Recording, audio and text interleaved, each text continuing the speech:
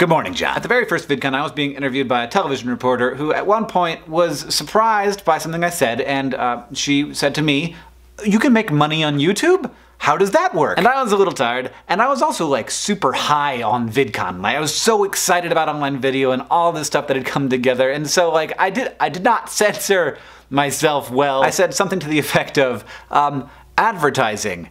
My show has more viewers than yours does. Which I did not intend to be a sick burn. It just came out. Like, that was the thing that was true. But the answer to that question is complicated. And since I think about YouTube a lot, and I think that we should all be more open about how all of these things work, let's do it. Let's talk about how YouTubers make their money. Different kinds of content have to have different kinds of support. Like this right here, very low budget. This is just two guys. We could probably subsist on what we call AdSense and merch. AdSense works for every YouTuber as long as you're not like philosophically opposed to advertising. If you click a little box when you upload your video, YouTube will sell an ad against it, and then it will split the revenue with you. You get 55%. This is kind of wonderful. It is not a common thing among social media sites, though they have started to share some revenue. YouTube started doing it way back in like 2007 and 2008. It's also part of why it's such an appealing place to make stuff, and also part of why it's become harder to break in. Because if there's a way to make money, then people will spend money to make their content look better so that they can compete on the platform. Anyway, YouTube AdSense pretty much stays at the same level, and everybody has access to that, which is really amazing. But at higher levels, you start talking about brand deals, maybe endorsement deals, maybe really good merch stuff, and even eventually getting support from someone else to help realize your vision. Crash Course and SciShow were both funded by grants from YouTube because they wanted more high-quality stuff on the site, so advertisers would be more likely to advertise. Those systems are really hard to democratize and make available to everybody. Now, brand deals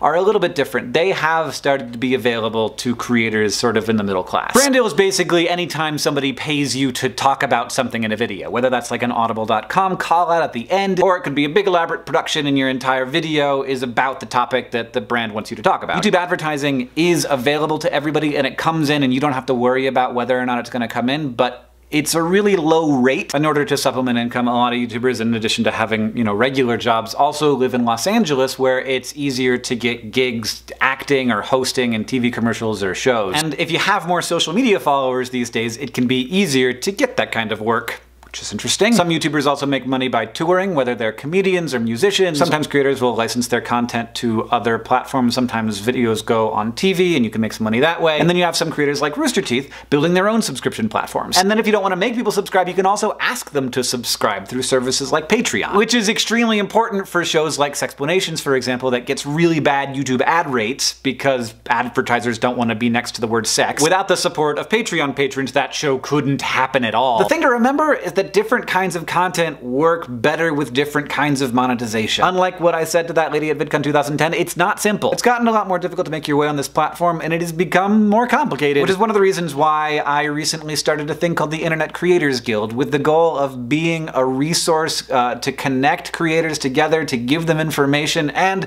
to let them have a unified voice when talking about when things go wrong and what they would like to make them happier. To be clear, I started this thing, but I really don't want to run it. I don't think that I should run it, and I definitely can't. Honestly, I think that I'm too biased to be in charge, so I'm looking forward to eventually stepping back after helping Laura Chernikoff, who's one of the most effective people I've ever met, get established as the executive director of the organization. There is a lot of value that's created by online video, and as different systems evolve for capturing at least some of that value, it just gets more complicated. And as those barriers rise, we need to create systems that keep the benefits of this revolution accessible to the most people possible, and I hope that the Internet Creators Guild can play a part in that. Thanks everybody for listening to this. Hopefully it wasn't too inside baseball. John, I'll see you on Tuesday.